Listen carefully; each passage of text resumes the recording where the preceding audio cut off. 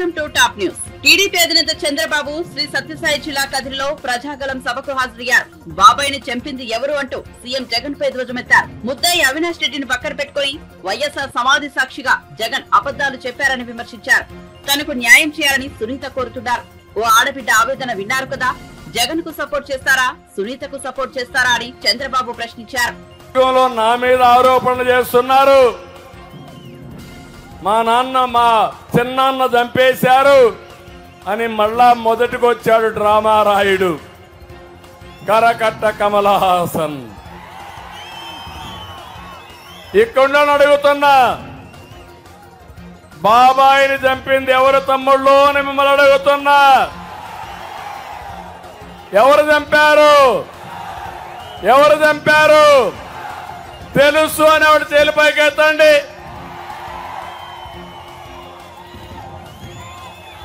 జగన్మోహన్ రెడ్డి అంటున్నాడు, ఏమన్నాడు తెలుసా? దేవుడికే తెలుసు, నేను ఏ తప్పు చేయలేదు, ఎవరైతే చంపారు అనే వ్యక్తి ఎవరు చెప్తే చంపామని కూడా చెప్పాడు. అతను ఆ దస్తగిరిని అతను చెప్పాడా లేదా? ఆ అవినాష్ రెడ్డిని పక్కన పెట్టుకొని, ముద్దాయిని పక్కన పెట్టుకొని, వాళ్ళ తండ్రి సమాధి దగ్గరికి వెళ్ళి బయటొచ్చి ఆయన సాక్షిగా అబద్ధాలు చెప్పాడంటే ఏమంటారు తమ్ముళ్ళు అని మిమ్మల్ని అడుగుతున్నా. ఇలాంటి వ్యక్తి ముఖ్యమంత్రి కావాలా అని మిమ్మల్ని అడుగుతున్నా. ఈరోజు మీరు ఒకసారి చూడండి, వివేకానంద రెడ్డి కూతురు తెలంగాణ హైకోర్టు వద్ద ప్రెస్ కాన్ఫరెన్స్ పెట్టింది. అప్పుడు ఆమె మాట్లాడినప్పుడు జగన్కు కొన్ని ప్రశ్నలేసింది. బంధుత్వాలకు అర్థం తెలుసా? చిన్నాన్న అంటే నాన్నతో సమానం. చిన్నాన్న చనిపోతే చావు వెనక కుట్ర నిర్ధారించలేదు. చిన్నాన్న కుమార్తె పైనే నిందలు వేయడం న్యాయమా? మీ చెల్లి కోర్టు చుట్టూ తిరుగుతుంటే అన్నగా మీకు బాధ్యత లేదా? నాపైనే కేసులు పెట్టి నన్ను వేధించడం ఇదేమైనా న్యాయమా? చిన్నాన్న చనిపోయి 5 ఏళ్లయింది. 5 ఏళ్లుగా మీ ప్రభుత్వం ఉన్నా ఏం చేశారు? ప్రతిపక్షంలో ఉన్నట్టు మీరు మాట్లాడుతున్నారు. ఇది సరికాదు. మీరు చేయాల్సిన పని సరిగా చేయనందుకే నేను బయట రావాల్సి వచ్చింది. వివేకాను హత్య చేసిన వారిని రక్షణ కల్పిస్తున్నారు. హత్య చేసిన వ్యక్తి ఎవరు చంపించారో స్పష్టంగా చెప్పారు. నిందితుల వెనక వైఎస్ అవినాష్ రెడ్డి, భాస్కర్ రెడ్డి ఉన్నారని చెబుతున్నారు. మీ ప్రభుత్వం ఉండి కూడా నిందితులకు మీ ప్రభుత్వమే భద్రత కల్పిస్తున్నారు. గతంలో మీరే విచారణ సిబిఐ ద్వారా కావాలన్నారు. ఇప్పుడు మీరే వద్దంటున్నారు. నిందితుడిని సిబిఐ చెప్తున్నా ఓటు వేయాలని మీరు అడుగుతున్నారు. మీ చిన్నాన్నని చంపించిన వ్యక్తికి ఓటు కోరడం తప్పు కదా జగన్ అని చెప్పి అన్నా అని చెప్పి అడిగే పరిస్థితి వచ్చింది. వ్యక్తికి ఓటు కోరడం తప్పనిపించడం లేదా? 5 ఏళ్లు అధికారంలో ఉన్నా చిన్నాన్న గుర్తు రాలేదా? ఎన్నికలు రాగానే ఇప్పుడు చిన్నాన్న గుర్తొచ్చారా? సానుభూతి కోసమే ఎన్నికల వేళ చిన్నాన్న తెరపైకి తెస్తున్నారు. నేను పోరాడేది న్యాయం కోసం, మీరు పోరాడేది పదవుల కోసం. ఒక ఆడబిడ్డ ఆవేదన మనసుండే మీరేం చేస్తారు తమ్ముళ్ళు అని మిమ్మల్ని అడుగుతున్నా. జగన్మోహన్ రెడ్డికి సపోర్ట్ చేస్తారా? సునీతకు సపోర్ట్ చేస్తారా అని మిమ్మల్ని అడుగుతున్నా. సునీతకు సపోర్ట్ చేస్తాను వాళ్ళు చేలిపైకి ఎత్తండి. జగన్మోహన్ రెడ్డి చెప్పింది వాస్తవం వాళ్ళు చేలిపైకి ఎత్తండి. జగన్మోహన్ రెడ్డి చెప్పింది వాస్తవం మీరు నమ్మతారా అని అడుగుతున్నా.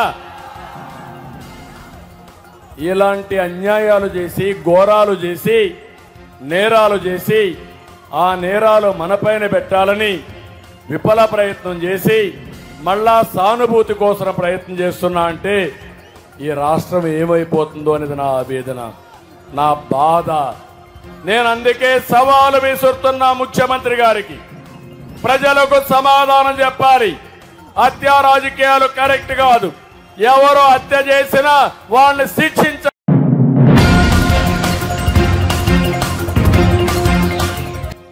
ఏపీ సీఎం జగన్ నంద్యాలలో మేమంతా సిద్ధం సభకు హాజరయ్యారు. నంద్యాలలో జనసముద్రం కనిపిస్తోందని అన్నారు. మీ బిడ్డ జగన్ ఒంటరివాడు, సంక్షేమ రాజ్యాన్ని కూలగొట్టేందుకు అన్ని పార్టీలు కూటమిగా వస్తున్నాయి అని వ్యాఖ్యానించారు. పేదవాడి బతుకును చీకటి నుంచి వెలుగుకు తీసుకుపోతుంటే మాయలు మారి పార్టీలని కుట్రలు చేస్తున్నాయి. ఆ కుట్రలను కుతంత్రాలను ఎదుర్కొనేందుకు మీరంతా సిద్ధమేనా అని అడుగుతున్నారు. మరోసారి ఫ్యాన్ కు 2 ఓట్లు వేసి ఇతరులతోనూ వేయించి 175కి 175 అసెంబ్లీ స్థానాలు, 25కి 25 లోక్సభ స్థానాలు, మొత్తం మీద 200కి 200 స్థానాల్లో గెలిపించి డబుల్ సెంచరీ ప్రభుత్వాన్ని స్థాపించేందుకు మీరంతా సిద్ధమేనా అని అడుగుతున్నాను అని పేర్కొన్నారు. చేశాడా ఇలా ఇలా ఇలా ఇలా ఇలా ఇలా ఇలా ఇలా ఇలా ఇలా ఇలా ఇలా ఇలా ఇలా ఇందులో ముఖ్యమైన హామీ డ్వాక్రా పొదుపు సంఘాల రుణాలన్నీ పూర్తిగా రద్దు చేస్తామన్నాడు. 14,205 కోట్ల రూపాయలు పొదుపు సంఘాలకు సంబంధించిన రుణాలు మాఫీ చేస్తానన్నాడు. 1 రూపాయి అయినా చేశాడా అని అడుగుతా ఉన్నాను. ఇలా ఇలా ఇలా ఇలా ఇలా 2 చేతులు పైకెత్తాలి. ఇలా ఇలా ఇలా ఇలా ఇలా ఇలా ఇలా ఇలా ఇందులో ముఖ్యమైన హామీ ఇందులో ఆడబిడ్డ పుట్టిన వెంటనే మహాలక్ష్మి పథకం కింద 25,000 రూపాయలు బ్యాంకులో డిపాజిట్ చేస్తానన్నాడు. ఈ 5 సంవత్సరాలలో మీ అందరికీ కూడా మీ ఇళ్లలో ఆడబిడ్డ పుట్టింటుంది, లేదా మీ పక్కింట్లలో కూడా ఆడబిడ్డలు పుట్టింటారు. ఇందులో ఏ ఒక్కరికైనా కూడా 25,000 రూపాయలు డిపాజిట్ చేశారని అడుగుతా ఉన్నాను. కనీసం ఆ 2014 నుంచి 2019లో కనీసం 1 రూపాయినా డిపాజిట్ చేశాడని అడుగుతా ఉన్నాను. 2 చేతులు పైకెత్తాలా? ఇలా ఇలా ఇలా ఇలా ఇలా.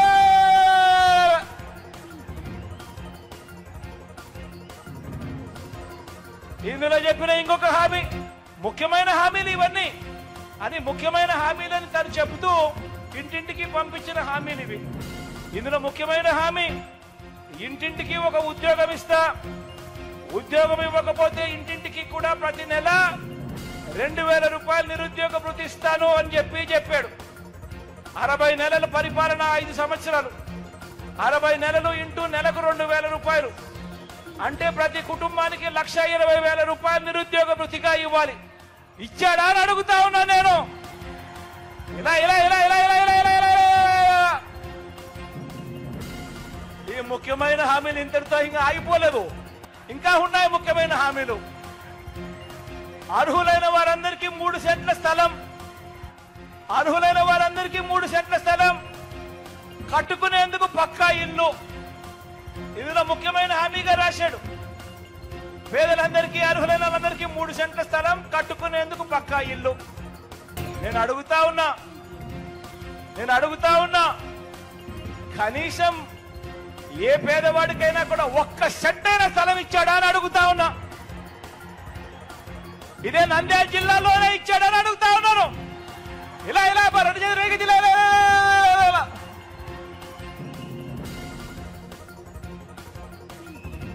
10,000 కోట్లతో బీసీ సప్లాన్, చేనేత, పవర్ లూమ్స్ రుణాల మాఫీ అన్నాడు. చేశాడా? మహిళల రక్షణ కోసం ఉమెన్ ప్రొటెక్షన్ ఫోర్స్ ఏర్పాటు చేస్తామన్నారు. మహిళల రక్షణ కోసం ఉమెన్ ప్రొటెక్షన్ ఫోర్స్ ఏర్పాటు చేస్తామన్నారు. రాష్ట్రాన్ని సింగపూర్కు మించి అభివృద్ధి చేస్తామంట. ఇందులో రాశారు రాష్ట్రాన్ని సింగపూర్కు మించి అభివృద్ధి చేస్తాము అని. ప్రతి నగరంలోనూ హైటెక్ సిటీ నిర్మిస్తామన్నాడు. మన నంద్యాలలో ఏమైనా కనిపిస్తా ఉందా హైటెక్ సిటీ?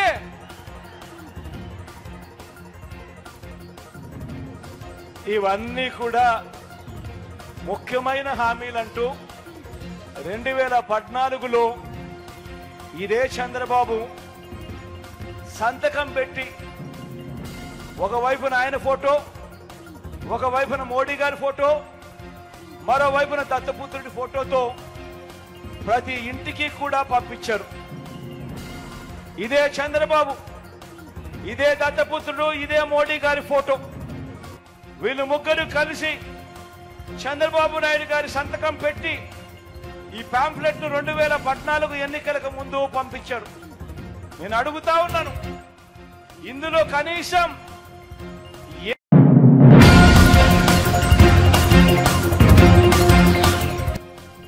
తాను ఎక్కడ ఉన్నా ఓ కన్ను కొడంగల్ పైనే ఉంటుందని తెలంగాణ ముఖ్యమంత్రి రేవంత్ రెడ్డి అన్నారు. గురువారం కొడంగల్లోని తన నివాసం వద్ద అభిమానులు కార్యకర్తలతో సమావేశమయ్యారు. ఈ సందర్భంగా మాట్లాడుతూ ఇక్కడికి పరిశ్రమలు తీసుకొచ్చి అభివృద్ధి చేస్తానని, అప్పుడు యువతకు ఉద్యోగాలు కూడా వస్తాయన్నారు. లోక్సభ ఎన్నికల్లో కాంగ్రెస్ పార్టీకి కొడంగల్ నుంచే 50,000 మెజార్టీ రావాలన్నారు. ఎన్నికలు వచ్చినప్పుడు సెలవులు వస్తాయి కాబట్టి ఇతర కార్యక్రమాలు పెట్టుకుంటారని, కానీ ఓటు చాలా ముఖ్యమని గుర్తుంచుకోవాలన్నారు. తనకు ఎన్ని కార్యక్రమాలు ఉన్నప్పటికీ ఓటు వేసేందుకు కొడంగల్ వచ్చినట్లు చెప్పారు. వస్తే మన నిరుద్యోగ యువకులకు ఉద్యోగాలు హకీంపేట, పోలేపల్లి, లగచర్లలో ఉన్న పిల్లలకే కాదు, మన శాసనసభ నియోజకవర్గంలో ఉన్న చదువుకున్న యువకులకు అందరికీ కూడా ఉద్యోగమే కాకుండా ఉపాధి అవకాశాలు, అక్కడ లేబర్ పనులు ఉండొచ్చు, ఇతర పనులు ఉండొచ్చు. ఆ పరిశ్రమలు వస్తే అక్కడ హోటళ్లు పెట్టుకోవచ్చు, లేకపోతే అక్కడ ఇతర వ్యాపారాలు కూడా పెట్టుకోవడానికి అవకాశం ఉంటుంది. ఇదే కాకుండా అభివృద్ధి వచ్చిన కొద్దిగా మన భూముల విలువలు పెరుగుతాయి. ఇవాళ హకీంపేటలోనో, పోలేపల్లినో, కొడంగల్లోనో, లేకపోతే చౌదరిపల్లిలో మనం ఇల్లు కట్టుకుంటే ఓ 2 పోర్షన్ల కిరాయికి ఉండేటోళ్ళు ఉద్యోగస్తులు వచ్చింది అనుకో, మనకు అది కూడా ఒక ఆదాయం. మన ప్రాంతంలో పాఠశాలలు వస్తే పిల్లలు చదివించుకోనికే వాళ్ళ తల్లిదండ్రులు ఇక్కడికి వస్తే మన ప్రాంతం అభివృద్ధి చెందుతుంది.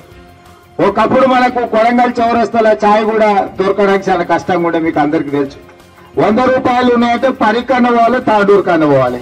మన పైసలన్నీ తాండూరు వాళ్ళకి కొడంగల్ మన 10,000కే ఇచ్చి వచ్చినాం. మా జయపూర్ణాడు మా స్వామి తేలుతాడు, మా నరసింహని 7:30 పంతులు అంటే పరిగిలో కలుస్తాడు, సార్ నువ్వు పోయేటప్పుడు అని చెప్తాడు. రాజేసి నడితే పిల్లలు చదువు అంతా తాండూరు పోతాడు. ఇట్లా మద్దూరులో నడితే నారాయణపేట వెళ్తారు. నరసింహను, రఘును అడిగితే 7:30, తిరుపతి రెడ్డి 7:30 అంటే మహబూబ్నగర్ లో ఉన్నాడు, లేకపోతే నారాయణపేట పోయింది సార్ అని. ఎందుకంటే 100 రూపాయలని సాయి తాగుతాం అని పోయారు సార్ అని. అంటే 100 రూపాయల జేబులు ఉంటే కూడా మనం పరిగికో, తాండూరుకో, నారాయణపేటకో, మహబూబ్నగర్కో ఇక దగ్గర వాళ్ళు ఉంటే ఈ పక్కల వాళ్ళు చేయడం పోయేటోళ్ళు. ఎందుకు? ఆ ప్రాంతంలో పరిశ్రమలు వచ్చి, ఆ ప్రాంతంలో కాలేజీలు వచ్చి, ఆ ప్రాంతంలో ఇతర ఆసుపత్రులు రావడం వల్ల ఈరోజు ఆ ప్రాంతాలు అభివృద్ధి చెందినాయి కాబట్టి మనం పోయినాం. నేను అడిగేది ఒక్కటే, ఇక్కడ నాకు భూములు లేవు, నేను ఇక్కడ వ్యాపారం చేసేది లేదు. ఇన్నాళ్ళు కష్టాలలో ఉన్నప్పుడల్లా మీరు ఎంబడి ఉన్నారు, కష్టం వచ్చినా నష్టం వచ్చినా గెలిపించారు. నేను వచ్చి మీ మధ్యలో తిరిగినా తిరగకపోయినా మీరే గెలిపించి సర్టిఫికెట్ పంపించారు. మరి ఈ ప్రాంతానికి ఇవ్వాల్సిన బాధ్యత నాకుందా లేదా మీరు చెప్పు. ఇవాళ నేను చేసే ప్రయత్నం మళ్ళీ ఎన్నడూ ఇట్లాంటి అవకాశం వస్తుందో రాదో నాకు తెలియదు. వెనకడికి ఎప్పుడో అచ్యుతారెడ్డి నాకు తెలిసి పెద్ద మనిషి చెప్పాలి, 1967-68 టైంలో అచ్యుతారెడ్డి ఒక్కసారి మంత్రి ఉన్నాడు. మళ్ళీ 50 ఏళ్ళు దాటింది, 60 ఏళ్ళు దానికి వస్తుంది, 55 ఏళ్ళు అయింది. మన కొడంగల్కి ఏదైనా పదవి వచ్చిందా ఎప్పుడైనా? ఏదన్నా పదవి మన కొడంగల్కి ఎవరైనా ఇచ్చిరా? అది నందారం వెంకటయ్య గారు, నందారం సూర్యనారాయణ గారు, పెద్దలు గురునాథ్ రెడ్డి గారు 5 తూర్లు ఎమ్మెల్యే అయితే కూడా మనకేం అదనంగా పదవి ఇయ్యలే. మరి ఇవాళ వారు చైర్మన్ అయినరు, మీరు ఆశీర్వదిస్తే వారందరూ మా ముద్దప్ప అందరు కష్టపడి చేస్తే ఇవాళ ఎమ్మెల్యే అయితే ఈ రాష్ట్రానికి మనం ముఖ్యమంత్రి అయినాం. అంటే ఇవాళ కొడంగల్కి ఒక గొప్ప అవకాశం వచ్చింది. మొట్టమొదటి హైదరాబాద్ రాష్ట్రం ఏర్పడ్డప్పుడు బూరుగుల రామకృష్ణారావు మన మహబూబ్నగర్ జిల్లా నుంచి ముఖ్యమంత్రి ఉండే. మళ్ళీ ఏ అవకాశం మన దగ్గర చదువుకున్న లేరా, తెలుగులో లేరా అంటే జయపాల్ రెడ్డి గారు ఉండే, సమరశివారెడ్డి గారు ఉండే, మన ప్రాంతం నుంచి విఠలరావు గారు ఉండే, మల్లికార్జున్ గారు చాలా సార్లు ఎంపీ ఎన్నికైనరు, వారు కేంద్రంలో కూడా మంత్రి అయినరు. కానీ మన ప్రాంతానికి కావలసినంత ప్రాధాన్యత రాలేదు. ఇవాళ రైతులు, ఇక్కడున్న విద్యార్థులు, నిరుద్యోగ యువకులు ఆలోచన చేయరు. ఎవరో ఒకరు భూమి ఇవ్వకుండా ఆకాశంలో పరిశ్రమలు పెట్టే పరిస్థితి లేదు. భూములు మనమేమో ఊకే తీసుకునేది లేదు. ఓ రూపాయి ఎక్కువ తక్కువ వాళ్ళు అడిగినంత ఇచ్చే మనం ఆ భూములు సేకరణ చేయాలి. ఈవెన్ అసైన్మెంట్ భూములు ఉన్నా పట్టా భూములకు ఎంత నష్టపరిహారం ఇస్తామో అసైన్మెంట్ భూములకు కూడా అంతే నష్టపరిహారం ఇచ్చి ఆ భూములు తీసుకోవాలని మనం అనుకున్నాం. నేను స్పష్టంగా అధికారులకు ఆదేశాలు ఇచ్చిన, పట్ట భూములు ఉన్న వాళ్ళకి ఎన్ని పైసలు ఇస్తారో అసైన్మెంట్ పట్టాలు ఉన్న వాళ్ళకు కూడా అన్ని పైసలు ఇచ్చి ఆ భూమి తీసుకోవాలి. ఉత్తగా తీసుకునేది లేదు. వాళ్ళు కొడంగల్లో నన్ను గెలిపించారు, వాళ్ళకి మేలైతుందని గెలిపించారు తప్ప మన గెలుపు వాళ్ళకు నష్టం చేకూరకూడదు అని చెప్పి మనం స్పష్టంగా అధికారులకు ఆదేశాలు ఇచ్చినాం. ఇవాళ ఎక్కడైనా అన్ని ప్రాంతాల నుంచి ఎగబడుతున్నారు మా ప్రాంతానికి. ఈసారి మరి పరిశ్రమలు అన్ని నువ్వే తీసుకపోతే ఎట్లా అని కొట్లాడినా నేను మా వెంక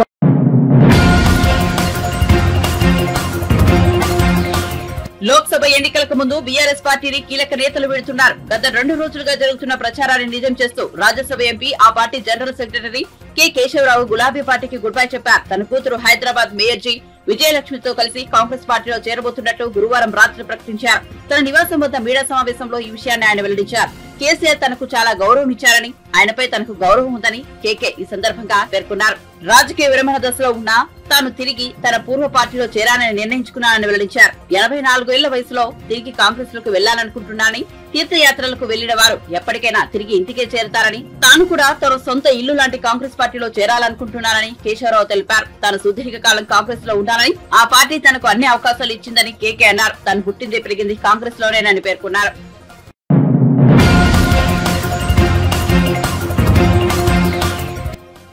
లోక్సభ ఎన్నికలకు ముందు పెద్ద ఎత్తున వలసలతో ఉక్కిరిబిక్కిరవుతున్న బీఆర్ఎస్ కు మరో బిగ్ షాక్ తగిలింది. వరంగల్ లోక్సభ స్థానం నుంచి పోటీ వైదొలుగుతున్నట్లు ఆ పార్టీ అభ్యర్థి కడియం కావ్య ప్రకటించారు. వరంగల్ ఎంపీ అభ్యర్థిగా ప్రకటించేందుకు 3 రోజుల క్రితమే కేసీఆర్ ను కలిసి ధన్యవాదాలు తెలిపిన ఆమె పోటీ నుంచి తప్పుకోవడం రాజకీయ వర్గాల్లో ఆసక్తికరంగా మారింది. పోటీ నుంచి వైదొలుగుతున్నట్లు బీఆర్ఎస్ అధ్యక్షుడు మాజీ సీఎం కేసీఆర్ కు కావ్య లేఖ ద్వారా తెలియజేశారు. గత కొద్ది రోజులుగా పార్టీ నాయకత్వంపై అవినీతి ఆరోపణలు, భూ కబ్జాలు, ఫోన్ ట్యాపింగ్, లిక్కర్ స్కామ్ వంటి ఆరోపణలు వస్తున్న నేపథ్యంలో వరంగల్ జిల్లాలో పార్టీకి నష్టం జరిగిందని లేఖలో కావ్య పేర్కొన్నారు. నేతల మధ్య సమన్వయం లేకపోవడంతోనే తాను పోటీ నుంచి తప్పుకోవాలని నిర్ణయించుకున్నట్లు కావ్య పేర్కొన్నారు. కేసీఆర్, బీఆర్ఎస్ కార్యకర్తలు తనను క్షమించాలని ఆమె కోరారు. కాగా కావ్య తన తండ్రి స్టేషన్ గన్పూర్ ఎమ్మెల్యే కడియం శ్రీహరితో కలిసి కాంగ్రెస్ పార్టీలో చేరడం దాదాపు ఖాయమన్నట్టు తెలుస్తోంది. కాంగ్రెస్ పార్టీ వరంగల్ అభ్యర్థిగా కడియం శ్రీహరి లేదా కడియం కావ్య పోటీ చేస్తారంటూ ప్రచారం జరుగుతోంది.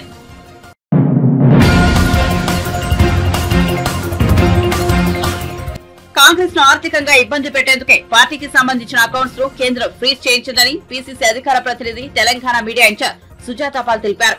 గురువారం గాంధీ భవన్ లో ఆమె మీడియాతో మాట్లాడారు. దేశ ప్రజలు కాంగ్రెస్ వైపే ఉన్నారని చెప్పారు.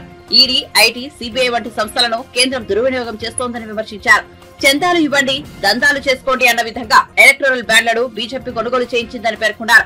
ఐటీ, ఈడీతో పాటు పలు గ్రూప్ సంస్థల్లో సోదాలు చేయించి వారి నుంచి బీజేపీ చందాలు వసూలు చేసిందని వెల్లడించారు. కేంద్రంలోని బీజేపీ ప్రభుత్వం 38 గ్రూపులకు 175 ప్రాజెక్టులు కట్టబెట్టిందన్నారు. బీజేపీకి బోగస్ కంపెనీల నుంచి కోట్లాది రూపాయల చందాల రూపంలో వచ్చినట్లు స్పష్టం చేశారు.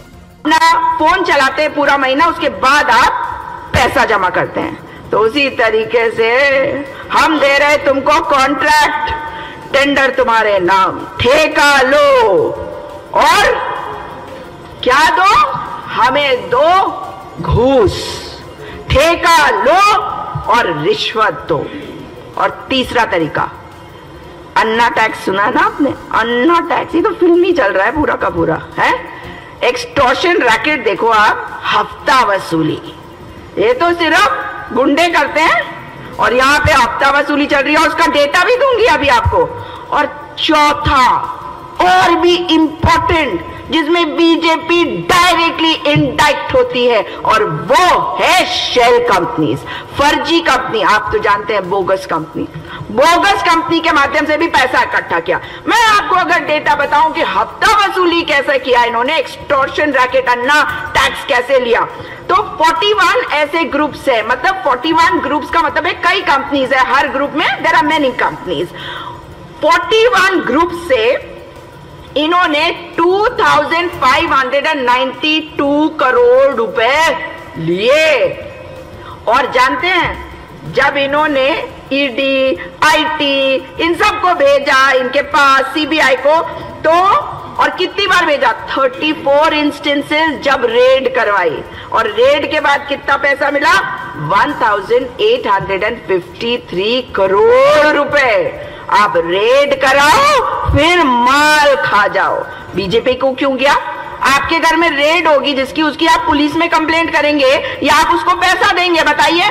ये इसलिए क्योंकि डर है ना भाई, अगर ईडी सीबीआई उसी के हाथ में है जिसे एक्शन लेना है तो आप जानते हैं कि क्या होगा। और दूसरे जो दोनों प्रीपेड और पोस्ट पेड है, ये बड़ा इंटरेस्टिंग डेटा है।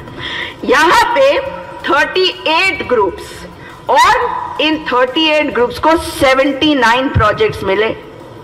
पैसा कितना मिला बीजेपी को और काम कितना मिला इन कंपनीज को?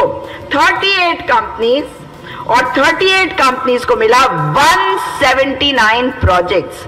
बीजेपी को मिला पैसा चंदा इन लोगों से 2004 करोड़। चंदा लो, धंधा, चंदा लो, चंदा दो और धंधा ले जाओ, और काम दे रहे हैं, बाद में रिश्वत ले लेंगे। ये तरीका, इसमेमें इनको मिला 2004 करोड़ रुपए और इन्होंने काम दिया 3,84,825 करोड़ का। अब आप समझे कि कालेश्वरम का प्रोजेक्ट क्यों खराब हो रहा है?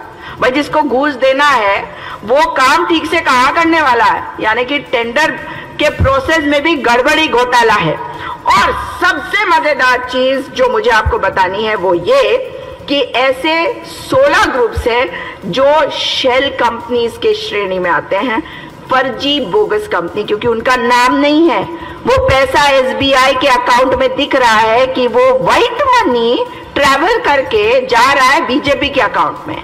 और ये कितना पैसा है? 419 crore from bogus companies to BJP. तो आप मुझे बता दीजिए, आप अगर 50,000 रुपए जमा करने जाते हैं मीडिया के मित्रों, तो आपको केवाईसी देना पड़ता है ना, क्योंकि आप 49,000 जमा कर सकते हैं एक बार में। 50,000 करेंगे तो कहेंगे केवाईसी दो। अब आप बताइए कि जब 419 करोड़ बीजेपी के अकाउंट में एसबीआई भेज रहा है तो केवाईसी नहीं लिया उन्होंने, किसका नाम छुपाया जा रहा है? समझे आप? तो यहां पर इतना बड़ा घोटाला करके चाहती है बीजेपी कि सारा पैसा उनको मिल जाए, और उन्होंने डरा धमका के पैसा लिया। अब बीजेपी का जो लॉजिक मैंने आपको बताया कि पर हेड कांग्रेस पार्टी को ज्यादा मिल रहा है, हमको कम मिल रहा है, तो इसका लॉजिक साफ है ना कि द कंट्री वांट्स चेंज, देश बदलाव चाहता है। इसलिए देश के लोग, देश की कंपनियां कांग्रेस पार्टी को पैसा दे रही हैं, जबकि कांग्रेस पार्टी सरकार में नहीं है, जबकि कांग्रेस पार्टी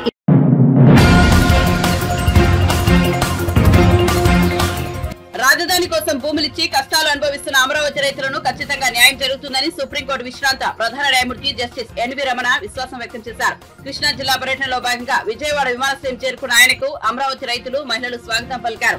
రాజధాని రైతులకు న్యాయం జరిగేలా చూడాలని వినతి పత్రం అందజేశారు.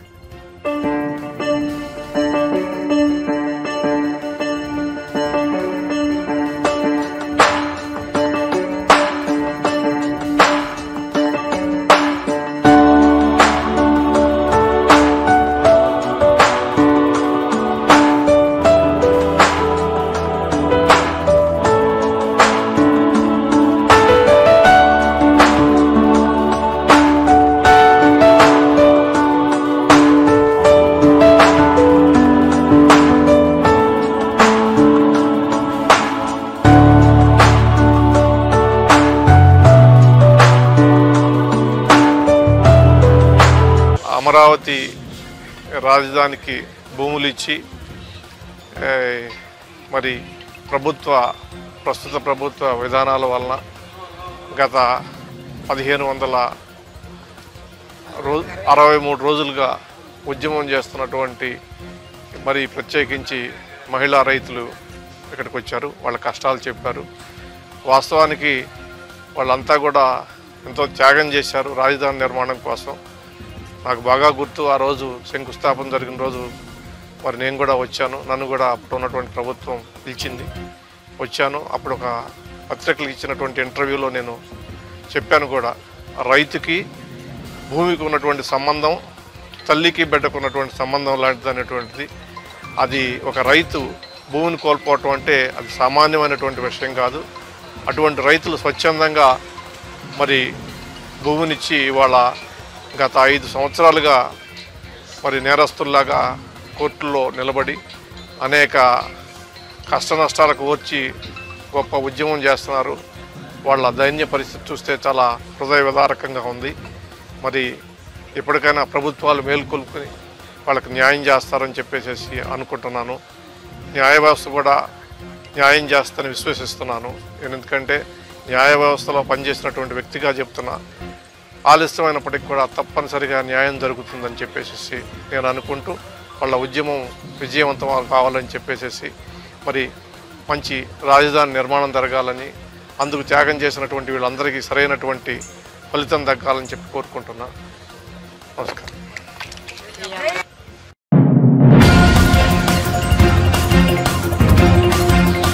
వివేకను ఎవరు చంపారో జగన్ కు తెలుసని తెలుగుదేశం నేత వల్లరామయ్య అన్నారు. నిందితులను పక్కనే పెట్టుకుని నాటకాలు ఆడుతున్నారని ధ్వజమెత్తారు. వివేకను చంపిన వారికి శిక్ష వేయించాలనే ఉద్దేశం జగన్ కు ఉందా అని ప్రశ్నించారు. అవలేలుగా మాట్లాడు, అసలు వేరే ఆలోచన కూడా ఉండదు. ఆయన నేను అంటారండి, గౌరవ ముఖ్యమంత్రి గారు, మా బాబాయ్ వివేకానందరెడ్డిని చంపిన హంతకులు బయట తిరుగుతున్నారు అంటాడు ఆయన. నేనంటాను అది పెద్ద అబద్ధం ముఖ్యమంత్రి గారు. ఏదో సినిమాలు అన్నట్టు అబద్ధం అబద్ధం అబద్ధం అని 10 సార్లు అంటారు. అలా అనాలి నేను, పెద్ద అబద్ధం. ఎందుకంటే మీ బాబాయిని చంపిన హంతకులు మీ పక్కనే ఉన్నారు. Everybody nose in the state. రాష్ట్రంలో అందరికీ తెలుసు, మీ కుటుంబ సభ్యులకు తెలుసు, ఇంకా గట్టిగా నిలదీస్తే మీకే తెలుసు. హూ కిల్డ్ యువర్ బాబాయ్ మీకు తెలీదా? గుండె మీద చేసుకుని చెప్పండి. మీ పక్కన లేరా మీ బాబాయిని చంపిన వాళ్ళు? మీ పక్కన పెట్టుకొని రాష్ట్ర ప్రజలందరినీ మభ్యపెట్టాలని చూస్తున్నారు, తిరుగుతున్నారు. బయట తిరగట్లేదు జగన్మోహన్ రెడ్డి గారు. మీ పక్కనే నిలబడి మీరు మాట్లాడుతుంటే చప్పట్లు కొడుతున్నారు పక్క నుండి. అది పెద్ద అబద్ధం. ఇది ఇంత అబద్ధాల కోరు ముఖ్యమంత్రిని రాష్ట్రంలో రాష్ట్ర ప్రజలెవరు మనకి రాష్ట్రంగా ఏర్పాటైన తర్వాత ఆంధ్రప్రదేశ్ రాష్ట్రం 1956 నుంచి లేకపోతే 53 నుంచి లేకపోతే అంతకుముందు కూడా ఎక్కడా చూడలేదని చెప్పడానికి చాలా బాధపడుతున్నా. అంటే మీరు అబద్ధం చెప్తే రాష్ట్ర ప్రజలు నమ్మేస్తారండి? మీ బాబాయిని గొడ్డలతో నరికి చంపటం మీకు తెలీదా? దేవుడికే తెలుసు అంటారు. దేవుడు కాదండి, ఈ ముఖ్యమంత్రిగా ఉన్న మీకు తెలుసు. గుండెమై చేసుకోండి, ఎడమ పక్క మీకు గుండె ఉంది. I don't know who killed my బాబాయ్ అని చెప్పే ధైర్యం ఉందా మీకు? దేవుడు కాదండి, దేవుడి కంటే ముందు మీకు తెలుసు. ఎందుకంటే దేవుడికి నరికిన తర్వాత తెలిసి ఉంటుంది. ఓ పాపం ఇతను అయిపోయిందా, ఇతను టికెట్ చించేశారా అనుకుంటారు, చీటీ చించేశారా వివేకానంద రెడ్డి, అప్పుడు తెలుస్తుంది దేవుడికి. కానీ ఆ చీటీ చించేయబోయే ముందు, గొడ్డలతో వేటైపోయే ముందు మీకు తెలుసు. తెలీదా? రాష్ట్ర ప్రజలందరికీ తెలుసు, మీకు తెలుసని మీరే అబద్ధాలు ఆడుతున్నారు. మీ పక్కన అవినాష్ రెడ్డి ఉన్నది మీకు తెలీదా? అవినాష్ రెడ్డి కాదా గొడ్డలి వేటు వాళ్ళతో వేయించింది? ఆ విషయం మీకు ముందే తెలీదా?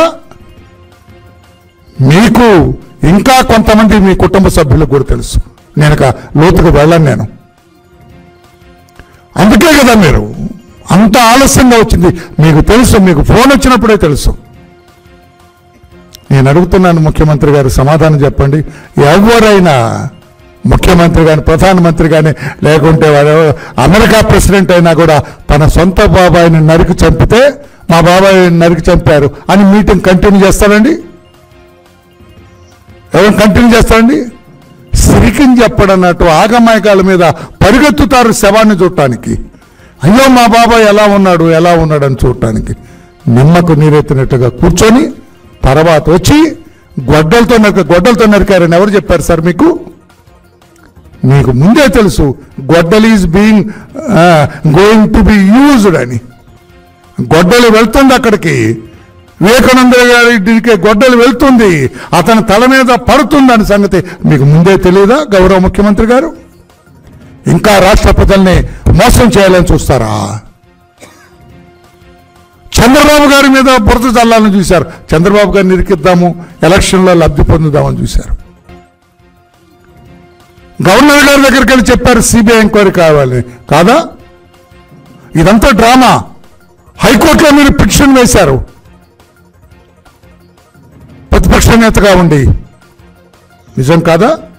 హైకోర్టులో వేసిన పిటిషన్ ముఖ్యమంత్రి వెనక్కి తీసుకున్నారు. మీరు కాదా? నిజంగా మీకు మీ బాబాయిని చంపిన ముద్దాయిని పట్టుకోవాలన్న ధ్యాస, లక్ష్యం, ధ్యేయం, ఉద్దేశం ఎప్పుడూ లేదు మీకు. చచ్చిపోయాడు మా బాబాయ్, తీసి అవతల పడేయండి అన్నాం అంతే. మా బాబాయిని చంపిన ముద్దాయిని పట్టుకోవాలి, వాళ్ళకి ఉరి శిక్ష వేయించాలన్న లక్ష్యం మీకు ఎప్పుడైనా ఉందా? గుండెమై చేసుకొని చెప్పండి గౌరవ ముఖ్యమంత్రి గారు. కేసుని మాఫీ చేయాలని చూశారు మీరు. అన్డిటెక్టబుల్గా అన్డిటెక్టబుల్